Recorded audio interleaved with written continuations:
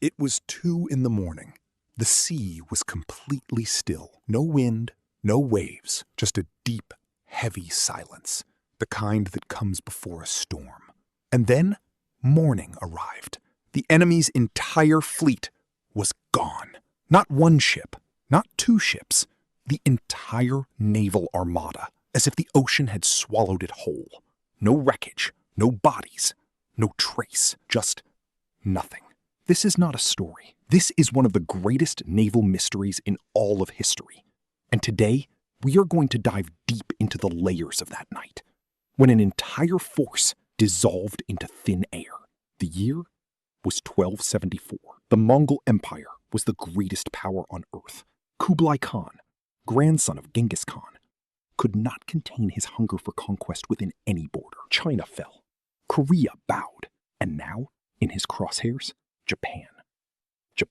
Kublai Khan was not someone who accepted humiliation.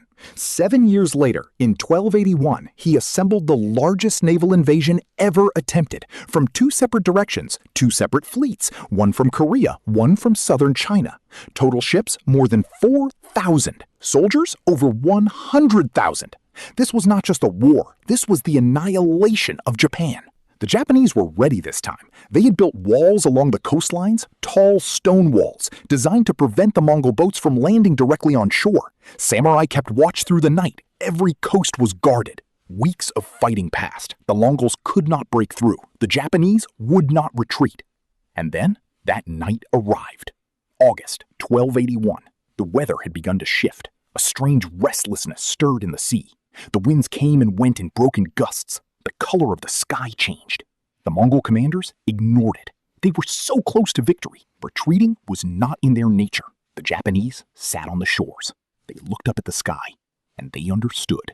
What was coming was greater than any sword they carried. They prayed at the temples. Priests rang the bells. People closed their eyes and asked for one thing: save us.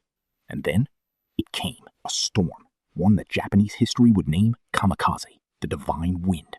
That storm lasted 2 days. The waves of the sea rose like mountains. The winds were so violent, a man could not stay. Those ships were poorly built. Kublai Khan had ordered so many ships built so quickly that their quality had been severely compromised.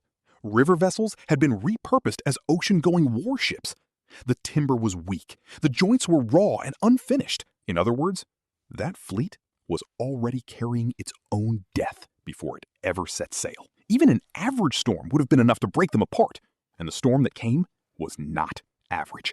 It was a typhoon aimed directly at the ships. This was not divine intervention. This was science. This was geography. And perhaps this was Japan's destiny. But the real lesson buried inside this story goes even deeper. Kublai Khan, the man who brought the entire world to its knees, was defeated by the sea. Twice. He even planned a 3rd invasion. But it never came. Japan, a nation that stood alone against the greatest military force on earth at that time, survived, not just because it had strength, but because it never gave up. And a storm, one that perhaps arrived every year, came that year, on that night, at that exact place where it was needed the most. Coincidence?